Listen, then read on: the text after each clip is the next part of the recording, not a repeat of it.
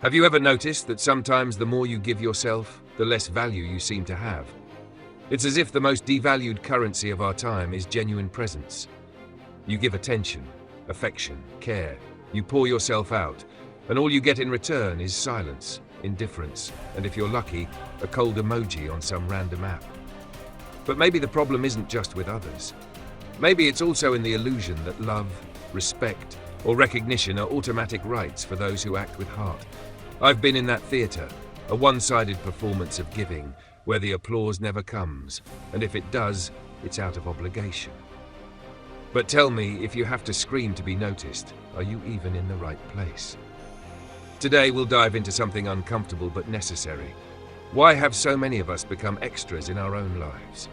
And what can we do to stop begging for priority and start treating ourselves as one?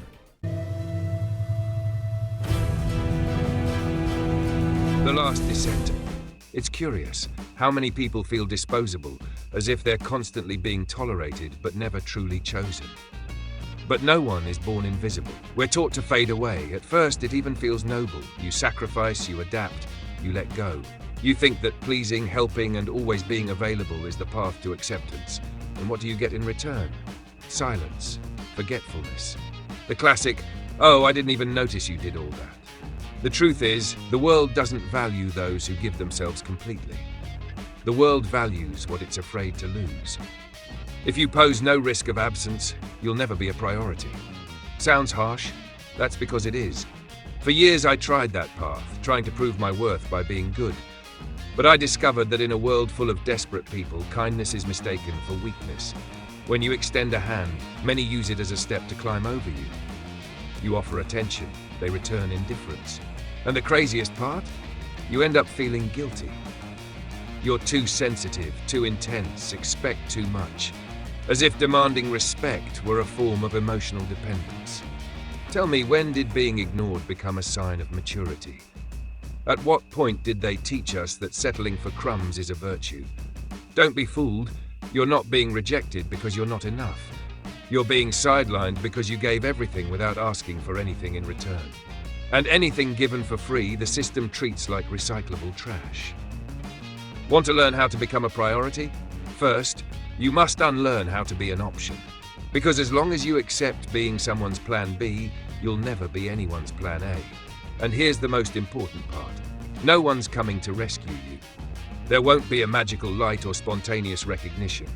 You'll have to break the script, defy the unspoken rules of emotional submission, and show that yes, your absence matters. When you walk away, the void should be felt. Because those who don't fear losing you never cared to keep you. That realization hurts, because it's real. It takes courage to walk away, courage to choose yourself. And that's where things finally begin to change. When you start asking yourself why you're never a priority in anyone's life, maybe you're asking the wrong question. The real question is, why have you never made yourself your own priority? Most people aren't left behind. They leave themselves behind. They step out of line, make themselves optional, convince themselves that expecting recognition is selfish. But it's exactly because they expect nothing that they end up receiving exactly that. Nothing. Think about how absurd this is. Someone wakes up ready to help everyone else, putting out their own fires with a leaky bucket, listening to everyone's problems like a free therapist. Then at the end of the day, they cry quietly in the bathroom, thinking the problem is them. It's not you. It's the twisted logic that made being nice synonymous with being a fool. It's the culture that glorifies self-denial, but only when it's you doing the denying. Look around. The people who are most valued are the ones who know how to take their place. They don't beg, they don't chase, they don't dramatize. They simply know what they deserve. That's so rare today that it scares people. Have you noticed that sometimes all it takes is going silent or disappearing for a few days, and suddenly someone is desperate to reach you? Or worse, they only miss you when you start saying no. That's it. The world doesn't respond to your generosity, it responds to your boundaries. The philosopher Epictetus once said, open quote, "If you wish to be loved, love yourself first." Close quote. But today everything's been flipped. You're trained to please first, to accept anything, and only later wonder if it even serves you. And why? because taking a stand is uncomfortable, because you fear being seen as arrogant, because you feel guilty if you don't please everyone. But let me tell you what's even harder. Being a supporting character in your own story. Living a life where no one chooses you simply because you never chose yourself. You'll never be a priority while you keep acting like inventory. Those who sell themselves cheap can't complain about their buyers. Slowly, you've got to turn the game around, not with emotional manipulation or mind games, but with presence and posture.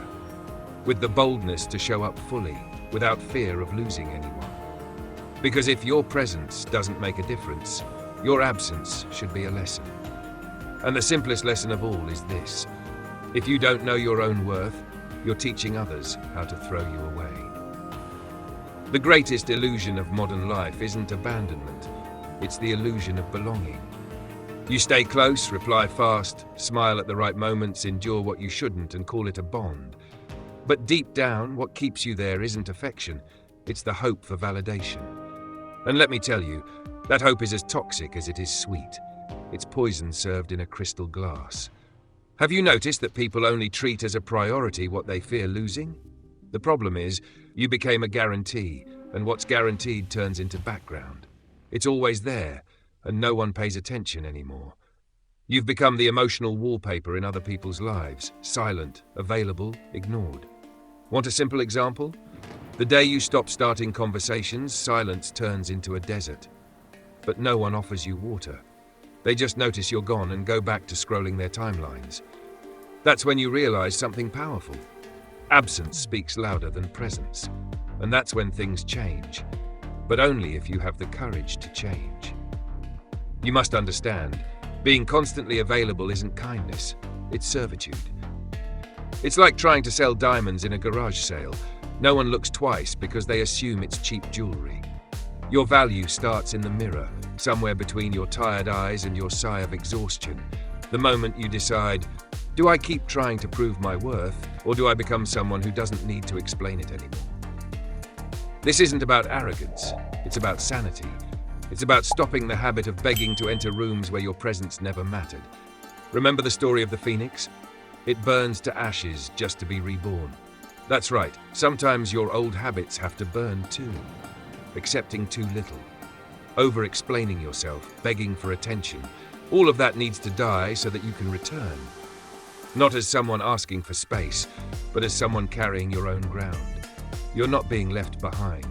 You're being called to rise to a higher level. But the climb is lonely. It's the path of those who are tired of being the staircase for others. Understand this. You can still love people deeply and serve them with goodwill, but not everyone. It doesn't mean you're selfish or cold. It means you've finally realized that you need yourself far more than you ever imagined, and that you can't keep sabotaging your own soul forever. You got it, right? It's not about being a priority in someone else's life. It's about being a priority in your own. Only then can you truly give to others. It's about stopping the begging for presents where all they serve are crumbs. Because that's what's been destroying so many souls. The illusion that being nice guarantees love, that pleasing everyone is a duty, that being useful earns respect. But you understood. Being needed is not the same as being valued. You've spent too long confusing function with affection. So here's the lesson. Give yourself the worth you keep waiting for from others. Stop chasing emotional validation. Be your own reservoir of dignity. If you've made it this far, congratulations. It means you're not just another one. You're someone thirsty for truth and clarity. If you liked what you heard, subscribe. If you hated it, come back tomorrow. The truth doesn't need likes, but if you drop one, the algorithm appreciates it. See you in the next philosophical delirium, but be warned, the next one might hit even harder.